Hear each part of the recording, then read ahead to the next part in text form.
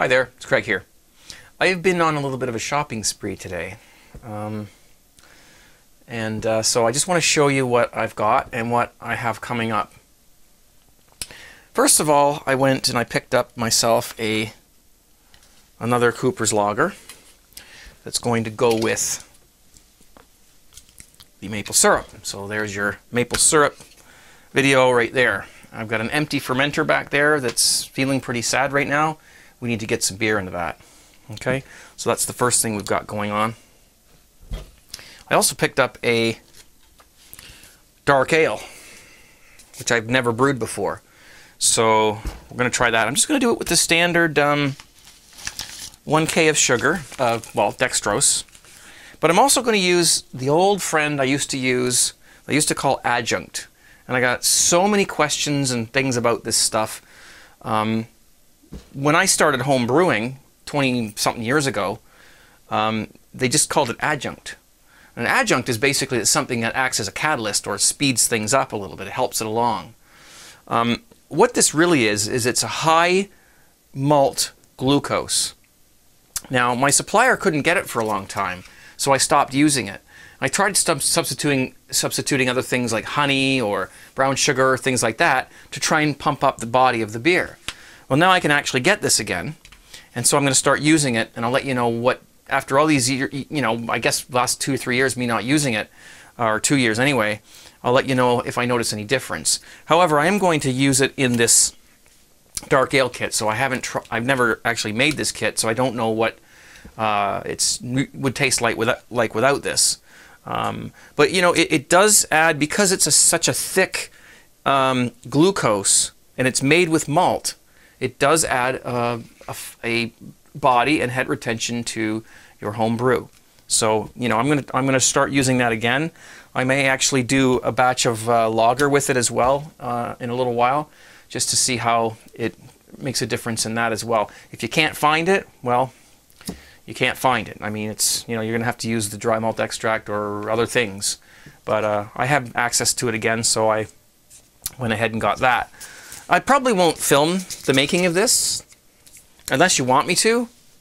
I mean, I don't know how many times you want me to, watch me make beer.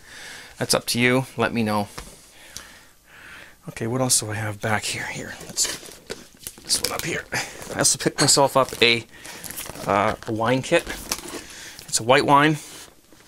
I prefer white over red. I love red, but it doesn't agree with me sometimes, so I just stick with the white. So I'm gonna make this as well. We'll do it right here, right in my little booth here, and go through some of the procedures regarding that. Very easy, good wine. Okay, so there's that. I also picked up, oh, there's the corks. Go with the wine. So I got those.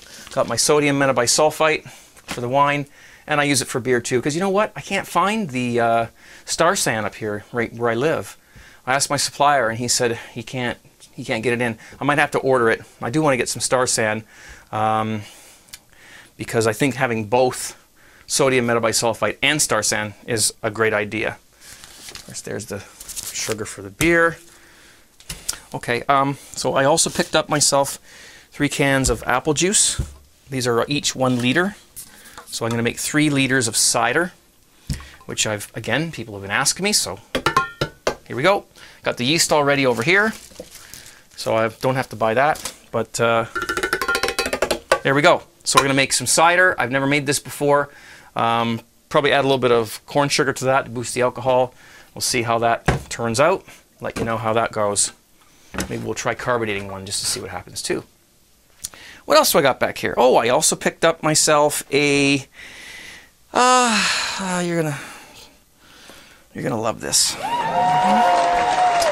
Yes, I finally decided, after all the comments and, suggestions, to pick myself up a nice little keg here. So we're gonna do some of that. I actually got the keg and the CO2, which I think is pretty full because it weighs a ton, and the regulator, pressurizing regulators and the thing that attaches onto here. I got those two things. I got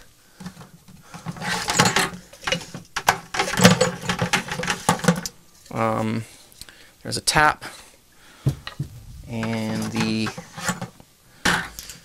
tubing that goes with that tap is right here, and another tap with the tubing. Why would I need two taps?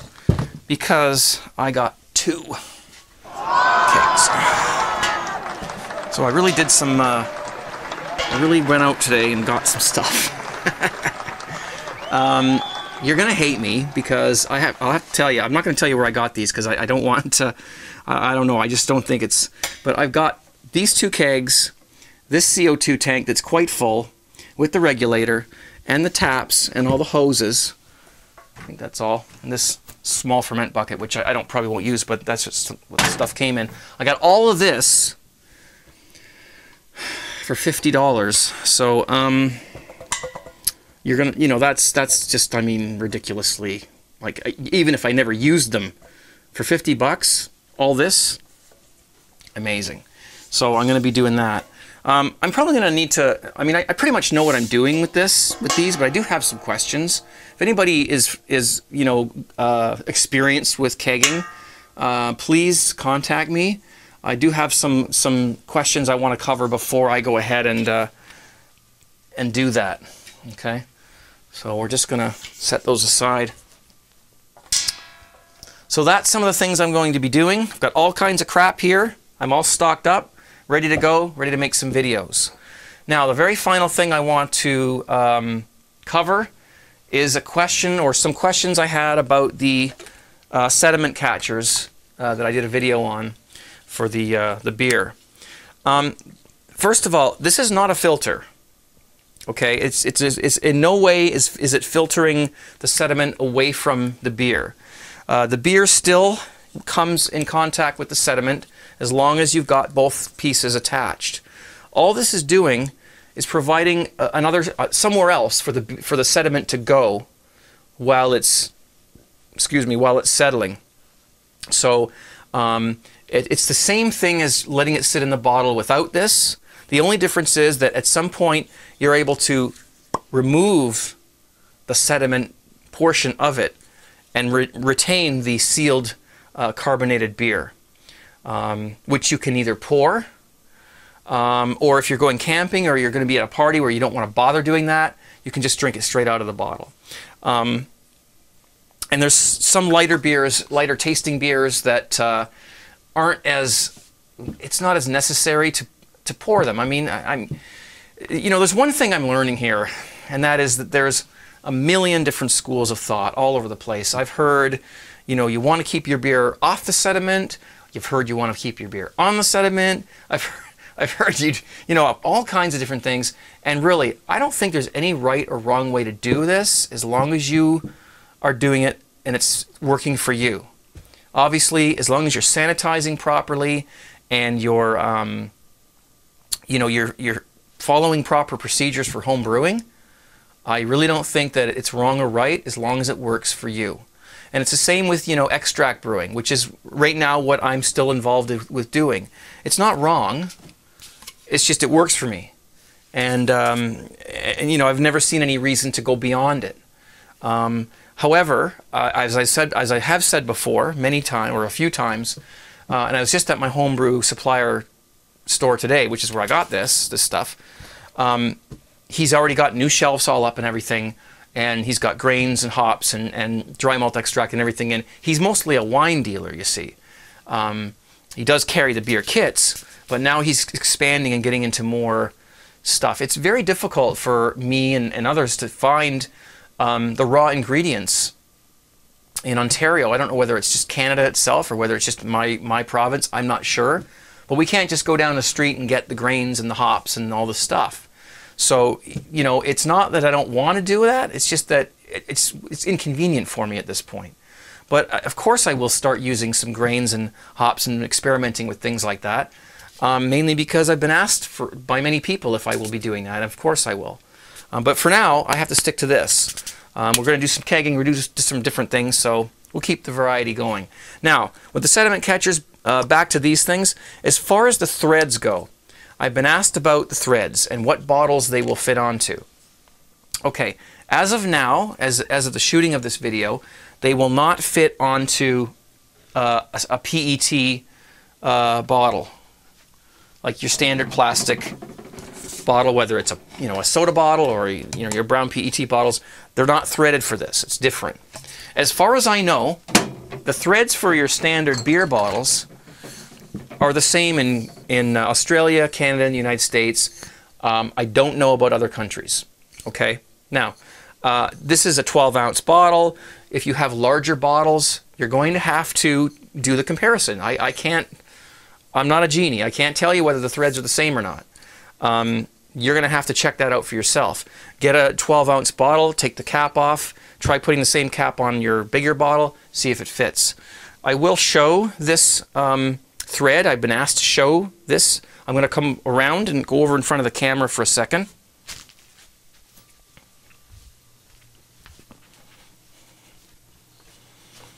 Okay, so here's the thread on my beer bottle. I don't know how well you're going to be able to see that, and if the camera will stay focused. Okay, so there's that, and then here's the thread on the inside of the sediment catcher. I don't know how much light is here. Right? There's a thread in there. There's a black gasket or O-ring.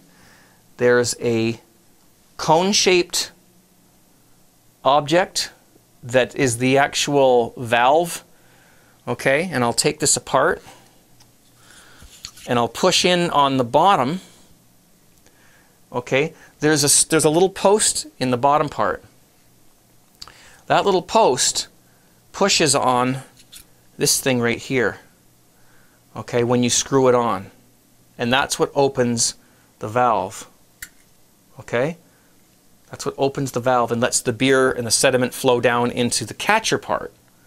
Okay, now that's shaped like a cone because that way no sediment will settle onto it.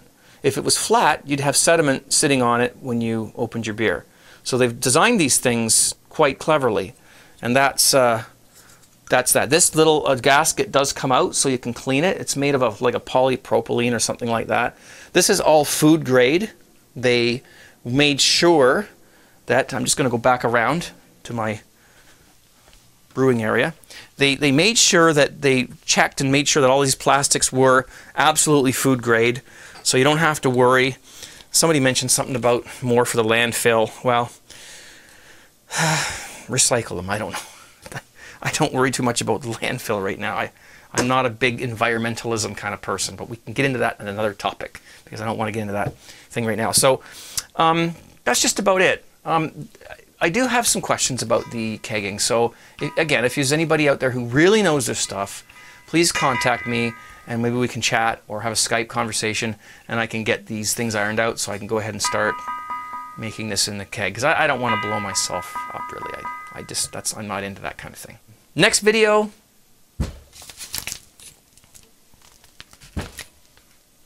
okay, probably in a day or two, because